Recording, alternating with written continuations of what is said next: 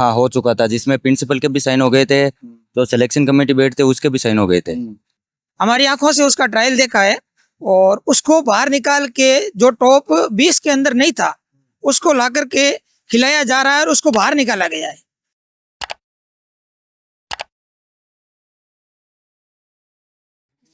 क्या जो सिफारिश का आरोप लगा है वो सिफारिश की बात सही है?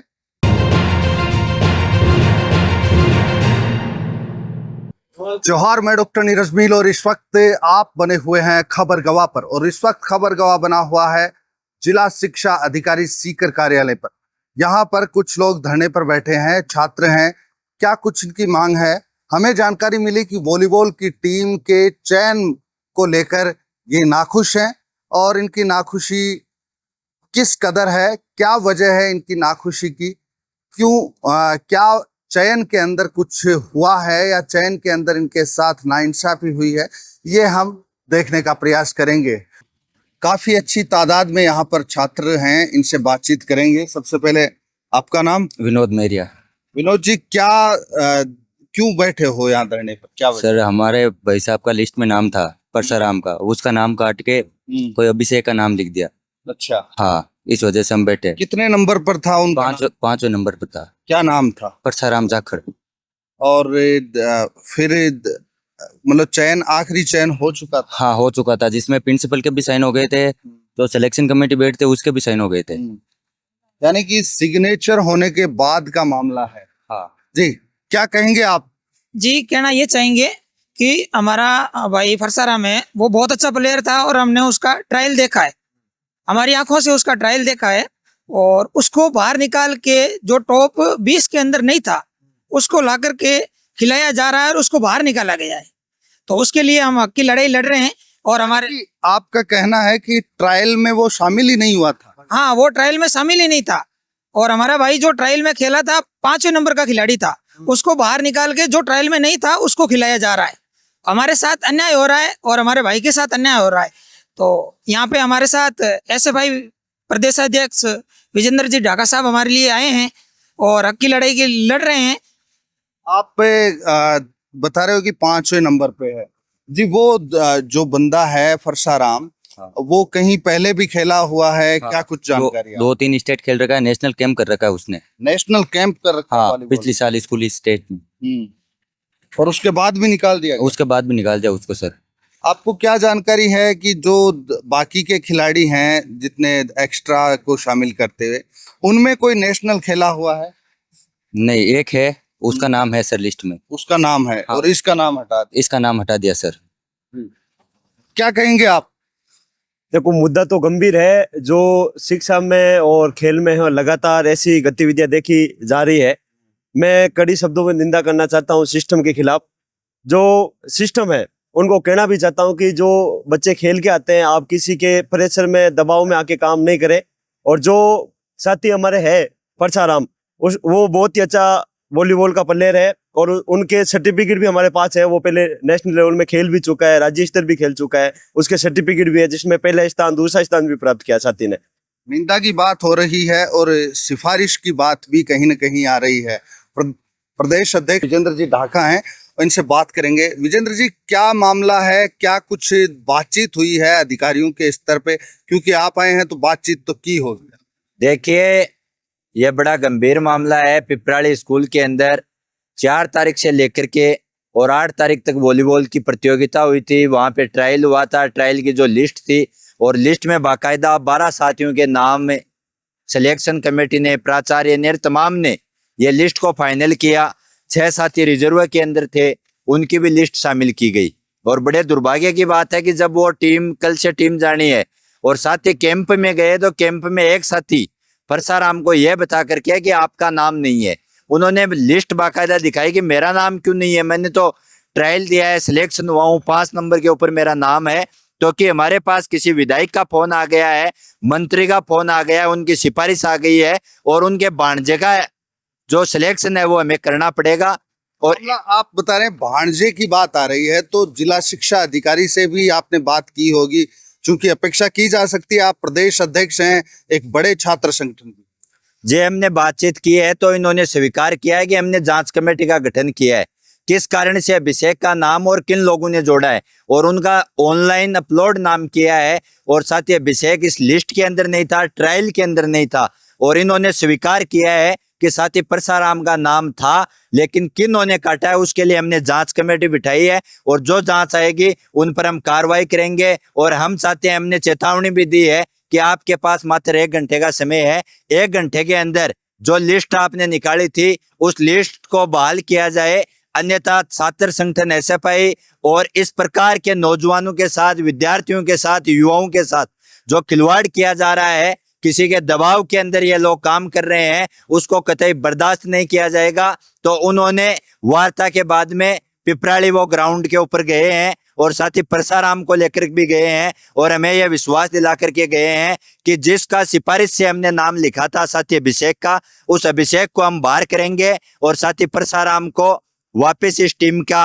हिस्सा बनाएंगे। और हम तो यह भी प्रशासन को चेतावनी देना चाहते हैं कि जिस प्रकार का यह मिलीभगत का खेल, भ्रष्टाचार का खेल और दबाव की राजनीति के तहत युवाओं के साथ यह किया जा रहा है, हम चुप बैठने वाले नहीं है। आने वाले समय में इस लड़ाई को और ज्यादा मजबूती के साथ उठाने का काम करेंगे, क्योंकि हम किसी की काबिलियत को नहीं दबा सकते, किसी के हुनर को नहीं दबा सकते।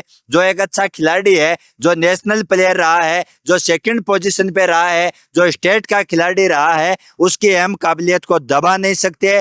इस प्रशासन को झुकना पड़ेगा और साथ ही परसाराम को टीम के अंदर शामिल भी करना पड़ेगा, और जिन होने परसाराम का नाम काटा था, अभिषेक का नाम शामिल किया था, उन पर कार्रवाई नहीं होगी तब तक हमारा आंदोलन जारी रहेगा। मैच कब है? पहला मैच कल से है अलवर के अंदर। तो आपने देखा कि कल से अलवर के अंदर मैच है, और मेरे पास ये लिस्ट है। इस लिस्ट की अगर बात की जाए, मैं कैमरामैन से अनुरोध करूंगा कि पास लाकर दिखाए इस लिस्ट को। आरक्षित किया, ये रिजर्व लिस्ट है, और रिजर्व लिस्ट के अलावा जो मुख्य लिस्ट है वो ये है, इसको भी दिखाए। ये वॉलीबॉल के उन खिलाड़ियों की लिस्ट है जो मुख्य लिस्ट के अंदर हैं, यानी कि कुल अगर बात की जाए तो 12 खिलाड़ियों का ये समूह है, 12 खिलाड़ियों की टीम का ये लिस्ट है, जिसमें परसाराम की जो बात है वो 5 नंबर पर है। 5 नंबर पर परसाराम है, और इस 5 नंबर पे परसाराम है। इसको हटाते हुए ऑनलाइन की अगर बात की जाए तो जो डॉक्यूमेंट हमें दिया गया है, जिस पर आरोप लगाया गया है, ये अभिषेक है, 1 नंबर पर अभिषेक। अब सवाल ये उठता है कि जो खिलाड़ी, अगर मैं दिखाना चाहूँ नेशनल लेवल की बात की जाए तो सर्टिफिकेट की, तो ये वॉलीबॉल के सर्टिफिकेट हैं कुछ जो राजस्थान वॉलीबॉल एसोसिएशन ने जारी किया है। इसके अलावा ये central board of secondary education का सर्टिफिकेट है, के अंतर्गत जो टूर्नामेंट होते हैं उनका सर्टिफिकेट है, और ये वो सर्टिफिकेट है जो राजस्थान की तरफ से नेशनल लेवल पर परसाराम द्वारा खेला गया है, माध्यमिक शिक्षा बोर्ड राजस्थान बोर्ड, और दूसरा स्थान भी इनको मिला है। अब सवाल ये है कि 1 नंबर पर जो अभिषेक आया है वो कहां से आया?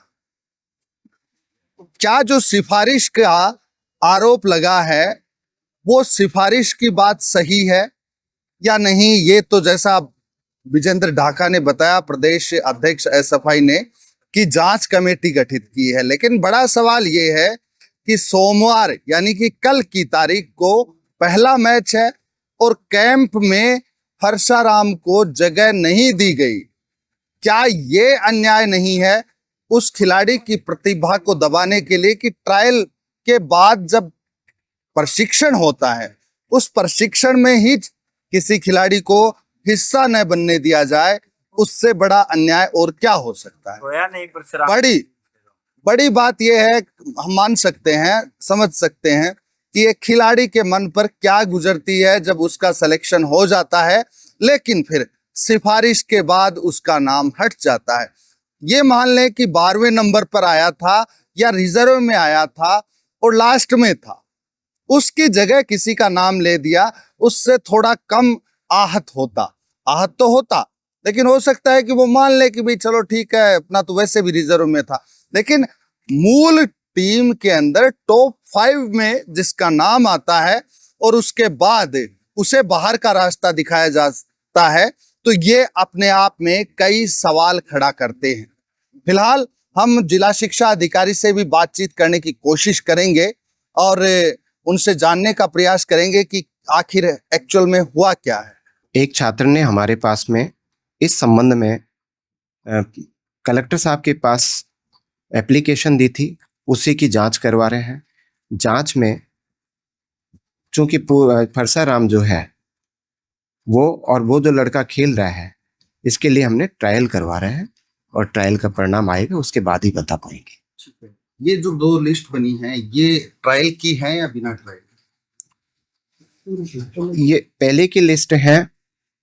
दूसरी लिस्ट हमारे पास जो चयनकर्ताओं ने डाली थी, वो लिस्ट पोर्टल पर डली हुई थी, उसी के लिए हमने ये ट्रायल करवाया है और ट्रायल में क्या डिसीजन होता है वो अभी आने वाला है।